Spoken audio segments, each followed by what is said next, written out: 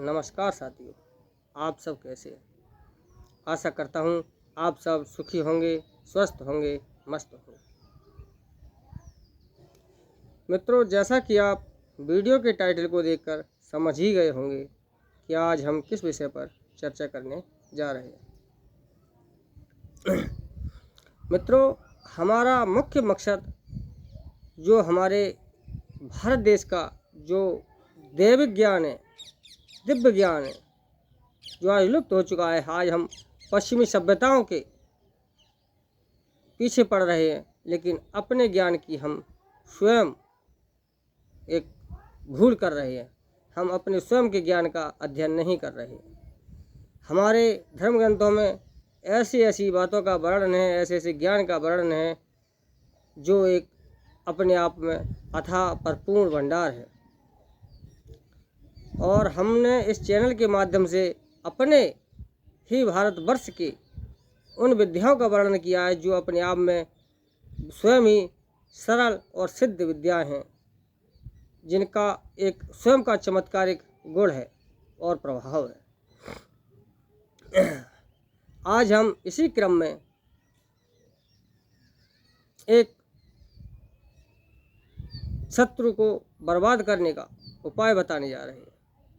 इस उपाय के, इस सरल से उपाय के माध्यम से करने के पश्चात आप अपने शत्रु को बर्बाद कर सकते हैं। आपका शत्रु इतना बर्बाद हो जाएगा कि वह उठने के लायक भी नहीं है। मित्रों, लेकिन ये उपाय तब करने चाहिए जब कोई रास्ता विकल्प न बचा हो। मित्रों, कुएं पानी पीने के लिए बनाए जाते हैं, किसी को डुबोकर मारने के लिए नहीं। तो यदि इसी क्रम के आधार पर मैं आपको ये बताना चाहता हूँ कि जो भी हमारे यहाँ तंत्र मंत्र की जो क्रियाएँ हैं, जिन्हें हम षट कर्मों के नाम से जानते हैं, जिनमें मारण, मोहन, वशीकरण, विद्वेषण, उच्चाटन और सम्मोहन, इस प्रकार से 6 प्रकार की जो हमारी क्रिया हैं, इनमें एक मारण क्रिया या वशीकरण क्रिया या सम्मोहन क्रिया, जो भी क्रिया है, इन समस्त तांत्रिक क्रियाओं का प्रयोग हमें तब करना चाहिए जब हमारे लिए ये अति आवश्यक हो गया हो, क्योंकि हमें यूँ ही तांत्रिक क्रियाओं का प्रयोग नहीं करना चाहिए। तो मित्रों, जैसा कि आप जहाँ भी रहते हैं, किसी भी माहौल में रहते हैं, आपने देखा होगा कि आपके अच्छे रहन सहन खान पान के कारण अनायास ही या किसी भी अन्य कारण से आपके अनेक अनेक शत्रु बन जाया करते हैं। आप न चाहते हुए भी कि हमारी किसी से शत्रुता ना हो, आपके अच्छे व्यवहार के पश्चात भी किसी न किसी कारण से कोई ना कोई शत्रु बन जाता है। सीधी सीधी बात तो यह है कि यदि किसी व्यक्ति के मन मुताबिक हमने कोई काम नहीं किया, कोई व्यक्ति चाहता है कि ये काम ऐसे करे, और यदि हमारे लिए वो काम अनुचित रहता है और हमने उसके मन मुताबिक काम नहीं किया, तो फिर भी वह व्यक्ति हमारा बिना किसी कारण के शत्रु बन बैठता है। कारण बस यही है कि हमने उसके मन मुताबिक काम नहीं किया।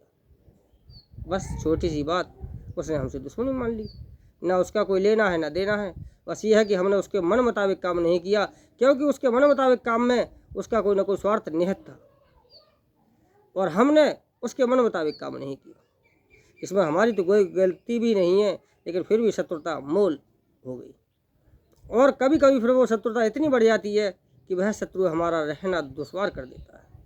यदि वह शत्रु प्रभावशाली होता है तो हम चाह कर भी उसका कुछ बिगाड़ नहीं पाते, और वह दिन प्रतिदिन हमारा नुकसान करता है, यहाँ तक कि वह हमारा जीवन दुश्वार कर देता है, हमारे प्रत्येक कार्य में रोड़ा बन जाता है, हमारे हर रास्ते बंद कर देता है। तो मित्रों, जब ऐसी स्थिति उत्पन्न हो जाए कि आपके सारे रास्ते बंद हो गए हों और वह शत्रु आपका पीछे छोड़ने का नाम ही न ले रहा हो, और जिसका विरोध करने की आपके अंदर सामर्थ्य न हो, तब ऐसी स्थिति में हमें तांत्रिक विद्या की ओर ध्यान करना चाहिए। क्योंकि मित्रों, ये तांत्रिक विद्या एक ऐसी अदृश्य विद्या है जिसका प्रयोग आप आसानी से कर सकते हैं। किसी को कुछ पता नहीं चलेगा कि हम क्या करने जा रहे हैं, और तांत्रिक विद्या कभी भी अपना प्रभाव खाली नहीं छोड़ती है। तो आज हम उसी विद्या के बारे में, एक इसी विद्या से संबंधित एक उपाय के बारे में आपको बताने जा रहे हैं। इस उपाय को करने के बाद समझ लीजिए, इस साधारण से उपाय को करने के पश्चात आपका शत्रु बर्बाद हो जाएगा, वह आपको किसी भी प्रकार से परेशान करने में सक्षम नहीं रहेगा। तो इसके लिए मित्रों क्या करना है कि सर्वप्रथम आपको नीम का बांदा देखना है। मित्रों, नीम का बांदा, आपने बांदा नाम तो सुना ही होगा। ये बहुत ही चमत्कारिक वनस्पति है। ये तांत्रिक गुणों से भरपूर है। इसमें देवी शक्ति रहती है। अब बात ये आती है कि हम नीम का बांदा ही नहीं जानते हैं कि नीम का बांदा कहते किसे हैं, तो लाएंगे क्या? तो चलिए मित्रों, आज नीम के बांदा के बारे में बताते हैं कि बांदा किसे कहते हैं।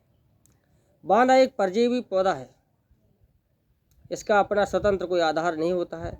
ये एक वृक्ष में दूसरा जो वृक्ष निकल आता है, या आपने देखा होगा कभी कभी कि आम के पेड़ में पीपल का पेड़ उग जाना, या पीपल के पेड़ में नीम का पेड़ उग जाना, या नीम के पेड़ में बबूल का पेड़ उग जाना, बबूल के पेड़ में बेर का पेड़ उग जाना।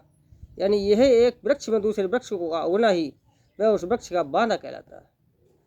जैसे कि यदि आम के वृक्ष में पीपल का वृक्ष उगाता है तो वह आम का बांदा कहलाएगा। यदि पीपल के वृक्ष में शीशम का वृक्ष उग जाता है तो वह पीपल का बांदा कहलाएगा। तो मित्रों, इसी प्रकार से यदि नीम के वृक्ष में कोई भी किसी प्रकार की अन्य वनस्पति जब उगाती है तो वह नीम का बांदा कहलाती है। तो हमें सर्वप्रथम नीम का बांदा देखना है। जब हम नीम के बांदा को देख लेंगे, नीम का बांदा देख करके सुनिश्चित कर लें, फिर आप किसी भी शुभ घड़ी में, शुभ मुहूर्त में, जिस दिन को आप शुभ समझें, आप लकी समझें या शुभ मुहूर्त में, आप सुबह शाम के लिए स्नान आदि ध्यान करके स्वच्छ वस्त्र आदि पहनकर उस नीम के बांदे के पास जाएं, उस नीम के वृक्ष के पास जाएं जहाँ नीम का बांदा है, और उसकी आप धूप दीप रोली चावल जो साथ ले जाएं, उसे पूजा अर्चन करके उसे निमंत्रण देकर के आएँ। कहें कि हे बांदे महाराज, कल आपका निमंत्रण है, हम आपको लेने आएंगे। आप अपनी सर्व शक्तियों के साथ तैयार रहना और कल हमारे साथ हमारे घर चलना, और हमारे घर चलकर हमारे मनोरथ को अवश्य पूर्ण करना। इतना कहकर उसे निमंत्रण देकर अपने घर चले आए। सुबह दूसरे दिन ब्रह्म मुहूर्त में स्नान आदि ध्यान करके आप सूर्योदय के समय या सूर्योदय से पहले जा करके उस नीम के बांदे के पास जाएं और फिर उससे कहें कि हे वृक्षराज, हे बांदे महाराज, आप चलिए, हम आपको लेने के लिए आए हैं, और आप चल करके हमारे साथ हमारे मनोरथ को सिद्ध करिए। आप सर्व शक्तियों के साथ मेरे साथ मेरे गृह निवास चलें।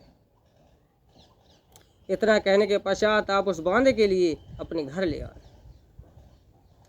अब उस बांदे को जब आप घर ले आए, फिर घर लाकर उसको गंगा जल और दूध से मिश्रित कर उससे स्नान आदि से उसे देव प्रतिमा की तरह स्नान करा करके धूप दीप नैवेद्य आदि से उसका पूजन अर्चन करके और उसे किसी अच्छे साफ सुथरे लाल रंग के कपड़े में बांधकर अपने पास रख लें और इसका दिन प्रतिदिन पूजन करें। अब मित्रों, इसका हम शत्रु के ऊपर प्रयोग कैसे करें? उक्त बांदा जिसकी हम एक देव प्रतिमा की तरह पूजन करते हैं, उस पोटली जिसमें हमने लाल कपड़े में उस बांदा को बांधा है, उसे अपने पास रख लें। जब भी कभी किसी भी प्रकार से हमें किसी शत्रु के ऊपर उसका प्रयोग करना है, तो उस शत्रु के ऊपर मात्र स्पर्श करा देने से, जिस दिन आप उसे शत्रु के ऊपर स्पर्श कराओगे, उसी दिन से समझ लेना कि आपके शत्रु के दुर्दिन शुरू हो जाएंगे। आपके शत्रु के मार्ग में नित्य नए रोड़े उत्पन्न होंगे, उसे नित्य नए किसी न किसी प्रकार की आदि व्याधियाँ घेर लेंगी और वह तबाह होने के कगार पर हो जाएगा। और ये मैं विश्वास के साथ कहता हूँ कि इतना ये तांत्रिक प्रभावशाली बांधा है कि आपके शत्रु को पूर्ण रूप से बर्बाद कर देगा। लेकिन मित्रों, मैं आपको पुनः ये बात बताना चाहता हूँ कि जितने भी ये तांत्रिक गुण हैं, किसी भी प्रकार की शक्ति का आप दुरुपयोग न करें। ये सिर्फ और सिर्फ तभी उसी परिस्थिति में प्रयोग किए जाएं जबकि हमारे लिए इसकी अति आवश्यकता हो, क्योंकि किसी भी शक्ति का दुरुपयोग करने से उसका फल निरर्थक हो जाता है। वह विद्या व शक्ति आपके काम नहीं आती है। तो हमेशा अपने हित के लिए सदुपयोग करें, लेकिन किसी के नुकसान के लिए दुरुपयोग भी ना करें। तो इसका प्रयोग तभी करें जब हमारे सारे रास्ते बंद हो गए हों और शत्रु हमारे लिए बर्बाद करने पर तुला हुआ हो, शत्रु से हमारे कोई भी बचाव का रास्ता दिखाई नहीं दे रहा हो। तब ऐसी स्थिति में वो शत्रु के ऊपर इस प्रकार के इस बांधे का प्रयोग करें, और इस बांधे का प्रयोग करने के पश्चात 100% शत्रु बर्बाद होना शुरू हो जाएगा। तो मित्रों, मैं आशा और उम्मीद करता हूँ कि आपको ये मेरे द्वारा दी गई जानकारी अवश्य ही समझ में आ गई होगी और आप इस जानकारी का सदुपयोग करेंगे, दुरुपयोग नहीं करेंगे, ऐसा मुझे उम्मीद और विश्वास है। तो मित्रों, आज के लिए बस इतना ही। मिलते हैं नेक्स्ट वीडियो में, तब तक के लिए नमस्कार साथियों।